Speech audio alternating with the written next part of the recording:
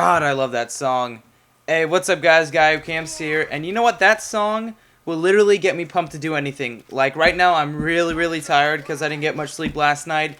And I gotta stay up late, do homework right now. And I just listened to that song. And I literally have this energy coming out of nowhere. And I'm just pumped to do anything. Anyway, guys, what's up, guys? Guy who camps here. Again, and that song, by the way, it's pretty brutal. I like it. I don't know a lot about metal, I'm gonna be honest, but I love that song. And it's brutal, and you know what? That brutal song fits this brutal game, World at War. Probably the most brutal COD out of all of them, you know. What they did in World at War is they traded camos, because, you know, camos apparently take up a lot of memory on guns. They decided to put a gore factor in this game. Like, I just shot that dude with a shotgun. His, like, body just exploded in blood, you know, sprays everywhere. And then sometimes if you shoot someone with a shotgun point blank, their body will just explode in half. It's crazy stuff. And then with the PTRS, and certain guns have that gore factor, and I really love that about World at War. And I wish they'd done that in Black Ops, because, you know, just camos in Black Ops just made all the guns look even more like toys. So I don't know, but, you know, I got some World at War going right now, guys, and in order to play World at War, I gotta get up at 3 in the morning or so. I have to play it in the middle of the night where I don't find any hackers, and I still do find hackers. Like, I was trying to play Search, okay? And there were only 2 lobbies in the whole game. There's only like 20 people in the Search playlist, so there's only 2 games going, you know, 12 people in each lobby or so. And one of them had a hacker, and so I joined the other one, and I was on a 1 bar. It was some probably Australian or UK host, and it was terrible. But that little clip at the beginning, I actually got a collateral in that, so I just thought that was kind of cool. I'd throw that in there. But my World at War skills are a bit rusty, but I think the hackers are finally dying out. It's hard to tell.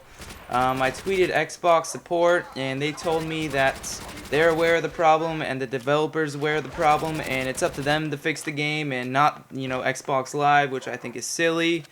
But you know what, whatever, you know, if World at War's playable, I'm not complaining, but the hackers are still annoying nonetheless.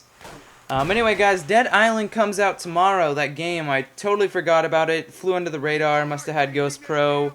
But you know what? It's coming out, and I'll probably pick it up. It got pretty good reviews, and a lot of people thought the game might suck, but it looks cool. I'll play it. And, you know, if something cool happens, I might upload something, I'm not sure. And then, guys, we got Resident Evil 4, that remake, coming out on Xbox and PlayStation in the next few weeks, and that looks awesome. I'm pretty sure it's coming out on the 23rd. I don't know why, but that number just pops into my head. Or maybe I'm just Jim Carrey and this is just another 23 sequel. Who knows? But I really want to play that. And originally I said I was going to do a whole entire playthrough for that game. I don't know if I can or want to commit to a playthrough, but I definitely want to do like the first 20 minutes of the game. Because the first 20 minutes of Resident Evil 4 are probably the best. That game has like the greatest intro ever. You know, it starts out where you're at a little house and then just you go into a massive village and it's crazy. And I definitely want to bring you guys that at the very least. And right here I get my artillery, and this gameplay isn't too crazy, just a little quick war on Cliffside. And the thing I love about war is if you're not necessarily going for flags and you're just getting kills, that also helps the team. And then earlier I tried to cap a flag, but a sniper got me because I didn't have Jug. So, you know, that's balance, you know. I love the way sniping works in World at War and COD 4. It's balanced and it's fun.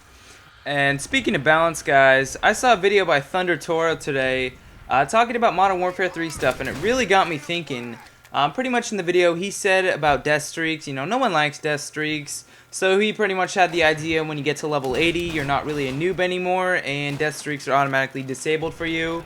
Which is a really good idea because, you know, death streaks help bad players, but I think if you're going to make it to 80 in Modern Warfare 3, you definitely put the time into the game and you're not as bad as when you started. And then he also talked about this perk Assassin, which is going to be like super stealth perk. And, you know, we all saw the negatives of, you know, Black Ops when stealth is too good. Now, me personally, I never found Ghost to be a big deal because I play a lot of Search and it never really got to me. But in the beta, actually, what happened with Ghost is if you had Ghost, you were also immune to the Blackbird. But then they changed that in the real game where you weren't, because if they hadn't done that, then Black Ops would have had Canadian maple syrup molasses slow gameplay going. You know, a Modern Warfare 2 Derail match would be faster paced than a Black Ops Nuketown match. That's how it would have been. But thankfully they changed that, and I really hope they do change it in Modern Warfare 3 where Assassin doesn't protect you from as much stuff and it just makes the gameplay faster paced. And I'll put a link to Thunder's video if you want to check that out. It's good stuff and it got me thinking. Anyway, guys, I'm that guy who camps, and I'm gonna show you guys that little hacker dude that was messing with me in search. You know, we're gonna get back at him right now.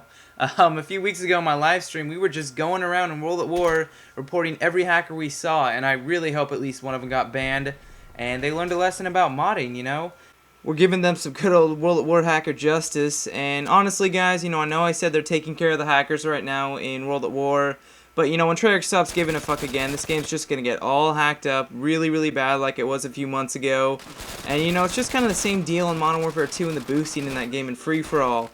There's really nothing we can do. It's a lost cause about getting it fixed, so we might as well just fuck everyone over and do as much damage as we can to everyone that's, you know, doing it. And here's this dude's gamertag. He was modding. You do whatever you feel is necessary. I'm that guy who camps, and I'll see you later.